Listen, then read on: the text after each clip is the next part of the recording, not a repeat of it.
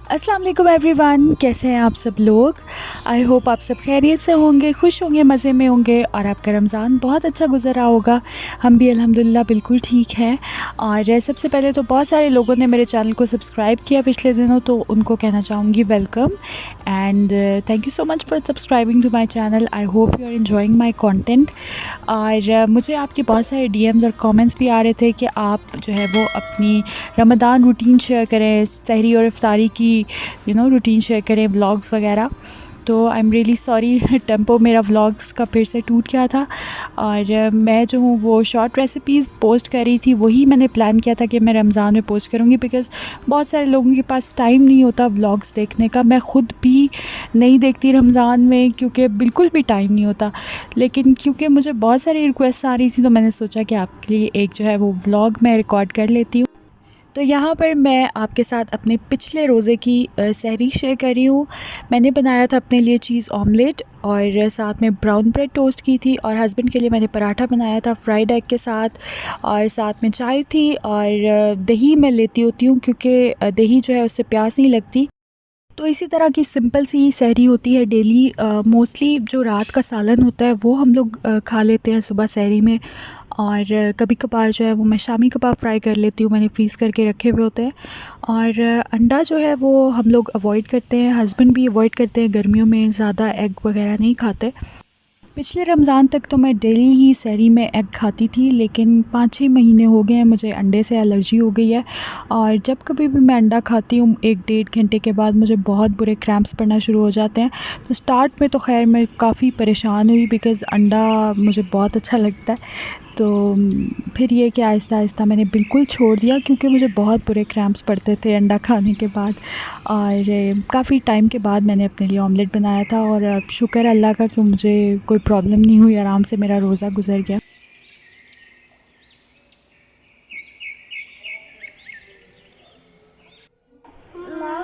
व अला आली मोहम्मदिन कमा सल्लैता अला इब्राहीमा इन्नका हमीदुम मजीद।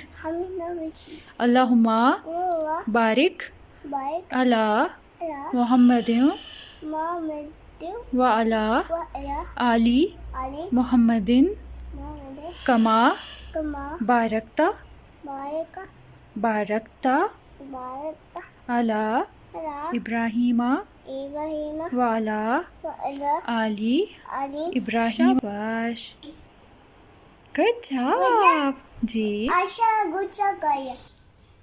और अभी मैं लगाऊंगी ये मास्क, गार्नियर का शीट मास्क है ये, और बहुत अच्छे से स्किन को हाइड्रेट कर देता है। इसमें हाइड्रेटिंग सीरम होता है, और 1 वीक तक इसका इफ़ेक्ट रहता है स्किन पर। स्किन आपकी बहुत अच्छी फ्रेश लगती है, हाइड्रेटेड लगती है।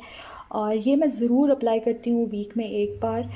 गर्मियों में मैं क्या करती हूँ कि ये अपने जो मास्क हैं इनको मैं फ्रिज में रखती हूँ, और फिर जब आप अप्लाई करते हैं इनको फ्रिज से निकाल कर, तो आपकी स्किन बहुत फ़्रेश फ़ील करती है, बड़ा अच्छा सा कूलिंग सा इफ़ेक्ट आता है, और बहुत अच्छा लगता है। तो ये मास्क मैं अभी अप्लाई करूँगी। और वैसे तो इस पे आई थिंक लिखा हुआ है कि आप इसको 15 मिनट्स के लिए लगाएं, लेकिन मैं इसको लगा के आराम से लेट जाती हूँ आधे घंटे के लिए, और उसको सोक होने देती हूँ स्किन में अच्छी तरह से। स्किन बहुत अच्छी हो जाती है शीट मास्क के साथ। तो यहाँ पर तकरीबन 2-2:30 बजे का वक्त था, और इन बिटवीन मैं कुछ भी रिकॉर्ड नहीं कर सकी बिकॉज़ बहुत बिज़ी थी। मेरी जो हेल्पर हैं उनके आने का टाइम है तकरीबन 8-8:30। तो जब सहरी करके नमाज़ कुरान वगैरह पढ़ के इंसान सोता है तो फिर दिल चाहता है कि आराम से 10-11 बजे तक उठे, लेकिन मेरे साथ वो सीन बिल्कुल भी नहीं होता बिकॉज़ हेल्पर जल्दी आती हैं, तो फिर मजबूरन मुझे उठना पड़ता है। तो खैर 8:30 पे मैं उठ गई थी, और उसके बाद फिर हमने मिल के सारे घर की सफाई वगैरह की, किचन क्लीन किया, और फिर उस वक्त तक बच्चे भी उठ गए थे। तो फिर बच्चों के लिए मैंने बनाया ब्रेकफ़ास्ट, और ब्रेकफ़ास्ट बनाने के बाद जो है उनको करवाना एक अलग काम होता है, तो उसमें 1-1.5 घंटा लगता है। और फिर बच्चों को ब्रेकफ़ास्ट करवाने के बाद मीरब की आजकल जो है वो होम स्कूलिंग चल रही है, तो फिर मीरब को मैं पढ़ाती हूँ, और 2-2.5 घंटा जो है उसमें चला जाता है मेरा। और उसके बाद फिर थोड़ा सा, जैसे मैंने आपको दिखाया, थोड़ा सा अपना कुछ स्किन केयर का देख लिया, या कभी कोई हेयर मास्क लगा लिया। रमज़ान में ख़ास तौर पे मुझे आई डोंट नो, मुझे अच्छा लगता है थोड़ा सा ख़ुद को पैम्पर करना। तो ख़ैर वो करती हूँ। और उसके बाद फिर मैंने शावर लिया था और नमाज़ पढ़ी ज़ोहर की। और ज़ोहर की नमाज़ पढ़ने के बाद अब मैं आ गई हूँ किचन में। अब किचन का काम स्टार्ट होगा, कुकिंग स्टार्ट होगी बेसिकली। तो इफ़्तार में आज मैं कुछ भी नहीं बना रही हूँ। मैंने ये रूटीन रखी है इस रमज़ान के, एक दिन मैं इफ़्तार बनाती हूँ और एक दिन मैं डिनर बनाती हूँ। और जिस दिन इफ़्तार बनाती हूँ उस दिन मैं खाने में कुछ भी नहीं बनाती, और जिस दिन मैं खाना बनाती हूँ उस दिन मैं इफ़्तार का कोई आइटम नहीं बनाती।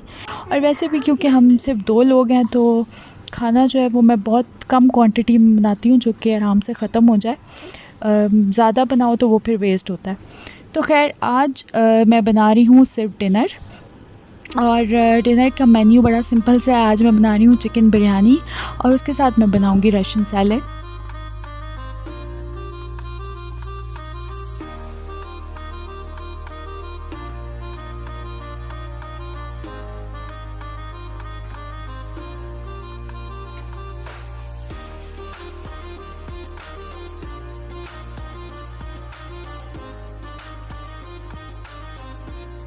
और बिरयानी बनाने का ख़्याल मुझे इसलिए आया कि मेरे पास एक बोल जो है वो स्टीम्ड राइस का पड़ा हुआ था फ्रिज में। लेफ़्ट ओवर राइस थे पिछले दिन के, तो मुझे उनको करना था यूटिलाइज़। और बिरयानी बनाने से अच्छा जो है ना वो कुछ भी नहीं हो सकता। स्टीम्ड राइस को आप अच्छे से यूटिलाइज़ कर सकते हैं बिरयानी के लिए।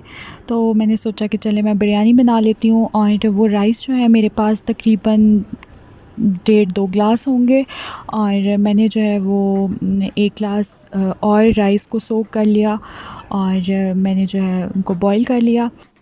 और बिरयानी के लिए मैंने चिकन को मैरिनेट किया था, साथ में फिर सारी अनियंस, टोमेटोज़ वगैरह कट कर लिए थे। अच्छा, बाय द वे, बिरयानी की बहुत सारी रेसिपीज़ मेरे चैनल पर हैं, तो आज मैं डिटेल में आपके साथ रेसिपी शेयर नहीं कर रही हूँ। अगर कोई देखना चाहता है तो उसका फिर लिंक मैं आई बटन में भी दे दूँगी, डिस्क्रिप्शन बॉक्स में भी दे दूँगी, तो आप वहाँ से चेक कर लीजिएगा। बाय द वे, बिरयानी मैं बना रही थी शान के बॉम्बे बिरयानी मसाला के साथ। बहुत मज़े की इससे बिरयानी बनती है। अगर अभी तक आपने नहीं बनाई इसके साथ तो ज़रूर बनाइएगा, आपको अच्छी लगेगी।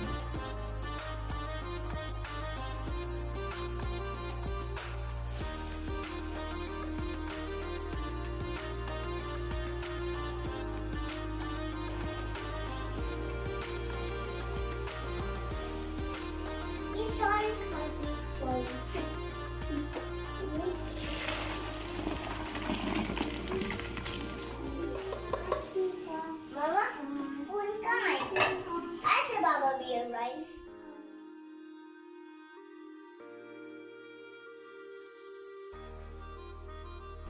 और रमज़ान के हवाले से एक बहुत इंपॉर्टेंट मैसेज कन्वे करना चाहूँगी थ्रू दिस व्लॉग। रमज़ान में अनइंटेंशनली हम बहुत सारा फूड वेस्ट करते हैं, बहुत सारा खाना ज़ाया होता है।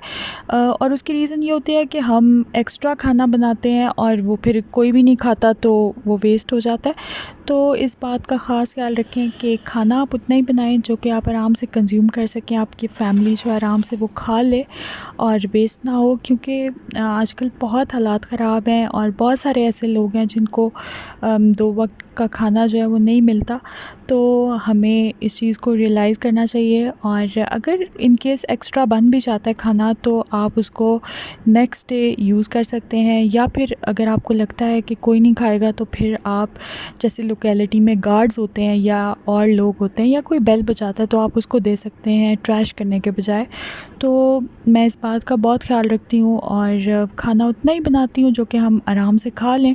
और अगर जो है वो लेफ़्ट ओवर हो भी जाता है तो फिर उसको हम नेक्स्ट डे यूज़ कर लेते हैं।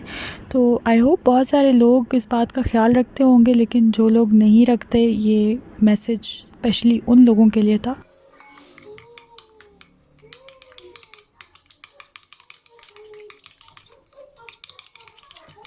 तो खैर बिरयानी जो है उसको मैंने दम लगा दिया था और यहाँ पर मैं बना रही हूँ रशियन सैलड।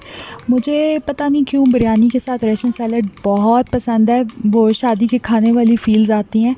और रशियन सैलड की रेसिपी भी मैंने अपने चैनल पर शेयर की हुई है। थोड़ा सा मैंने चेंज ये किया था कि इस बार मैंने अपने रशियन सैलड में बॉईल करके पास्ता भी ऐड किया था एंड ट्रस्ट मी बहुत मज़े का लगता है। आप लोग ज़रूर पास्ता भी ऐड कीजिएगा। रेसिपी का लिंक मैं अगेन डिस्क्रिप्शन बॉक्स में भी दे दूँगी, आई बटन में भी दे दूँगी। बस उसमें मैंने जो चेंजिंग की थी वो सिर्फ ये थी कि मैंने पास्ता ऐड कर दिया था। मेरे पास ये बो टाइप पास्ता पड़ा हुआ था बिल्कुल थोड़ा सा, तो मैंने सोचा कि चलें इसको मैं बॉईल करके ऐड कर लेती हूँ अपने रशियन सैलड में। और उसके अलावा इसमें मैंने डाले थे बॉइल्ड पोटैटोज़, बॉइल्ड कैरेट, मटर और पाइनएप्पल और एप्पल और पास्ता जो मैंने आपको बताया था वो।